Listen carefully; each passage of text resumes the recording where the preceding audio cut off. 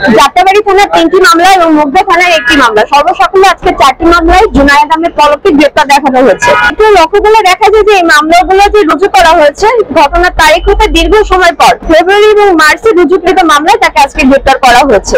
এই মামলাগুলো দীর্ঘ সময় পর অতি পরিকল্পিতভাবে এবং উদ্দেশ্য প্রণোদিতভাবে করা হয়েছে এবং ধারাবাহিকভাবে এই মামলাগুলোতে তার নাম সংযুক্ত করা হয়েছে এবং তাকে গ্রেপ্তার করে প্রতিনিয়ত হয়রানি করা হচ্ছে। আজকে বিজ্ঞ আদালতে তার বিরুদ্ধে যে 4টি মামলা আনা হয়েছে সেটা যেন আমরা বিজ্ঞ আদালতে জামিন চেয়েছি, বিজ্ঞ আদালত পরবর্তীতে সংশ্লিষ্ট প্রতি শুনানির জন্য প্রেরণ করে। এ পর্যন্ত মামলা হয়েছে 100 শতাধিকের উপরে, কিন্তু গ্রেপ্তার দেখানো হয়েছে 60-এর উপরে। এবং প্রত্যেকটি মামলা, এই যে মামলাগুলো হয়েছে কোনোটাতেই তার বিরুদ্ধে কোনো সুনির্দিষ্ট অভিযোগ নেই, শুধুমাত্র ধারাবাহিকভাবে তাকে মামলাগুলোতে দেখানো হয়েছে। তার বিরুদ্ধে কোনো ধরনের তথ্য উপাত্ত কিংবা আলামত কোনো কিছুই নেই। জুনায়েদ আহমেদ পলক তিনি গণপ্রজাতন্ত্রী বাংলাদেশ সরকারের ডাক, টেলিযোগাযোগ ও তথ্য মন্ত্রণালয়ে একজন প্রতিমন্ত্রী হিসেবে দায়িত্ব পালন করেছে। সেই ক্ষেত্রে এই সকল অভিযোগের কোনো জয়েন্ট লাইবিলিটিসও তার উপরে বর্তায় না, শুধুমাত্র রাজনৈতিক প্রতিহিংসার শিকার তিনি।